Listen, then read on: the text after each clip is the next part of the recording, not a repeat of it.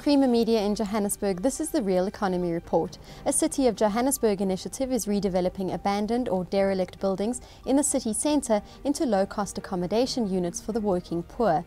Natalie Greve visited a number of these developments to find out more. The Johannesburg Social Housing Company, or JOSHCO, currently manages around 7,500 units, which are spread across several projects in the inner city and which provide housing for around 25,000 tenants.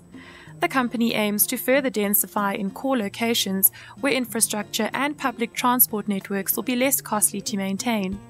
JOSHCO CEO Rory Gallocher explains the objective of this development. Both the buildings that JOSHCO have developed in the inner city, as well as the tenants that JOSHCO has accommodated in these buildings, come from chaos. But they are still the same buildings that were previously chaos, and they are still the same tenants who previously lived in chaos. The thing that has transformed them from chaos to order and safety and quality and community and sustainability and pride and affordability is having a plan and having rules and having management and being diligent and doing the basics every day. Gallocher believes that to assist those living and working in the inner city, the space must be controlled and managed. A well-run, successful city that supports the growth of the economy must embrace the reality and support it and respond appropriately to it. It is completely unhelpful to approach the inner city from a perspective that regards its diverse and often poor residents as an unfortunate inconvenience. So many of the housing projects that JOSHCO has developed in the inner city are designed and priced to respond to the market that I have just described. Gallocher adds that operating within the inner city presents a unique set of challenges. Because there's very few vacant buildings in the inner city, which doesn't mean all the buildings that we deal with that are derelict are necessarily hijacked, but you get the hijacked buildings and then you get the buildings that are not exactly hijacked, but they are just not managed, they just not maintained, they just are not controlled.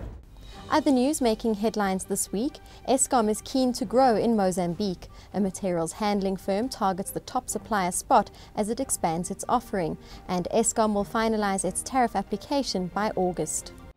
State-owned power utility Eskom is keen to pursue more cross-border electricity projects with its peer EDM. CEO Brian Dahms said at the opening of a 107.5 megawatt interim gas-fired power plant in Mozambique. We've had a long relationship with EDM and Mozambique, the Cabarabasa imports that we use most of, and this is the first one that is a cross-border project including the private sector.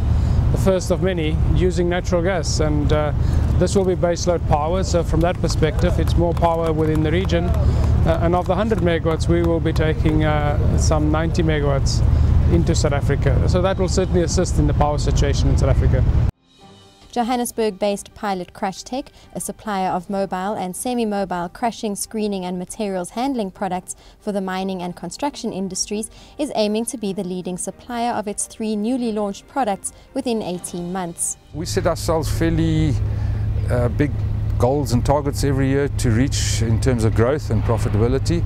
These product lines are all sellable to the same customer base, although the tile light and dust fighters will allow us to spread into events, into all sorts of other areas where they could be used.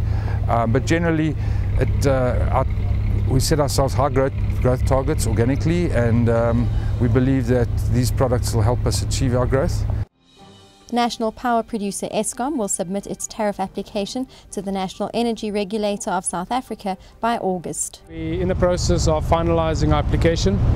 You know that we've provided a draft application, or for that matter a proposed application, to National Treasury and SALGA. We're very conscious of the impact of tariffs on job creation, the impact of tariffs on the economic growth and where the country is at.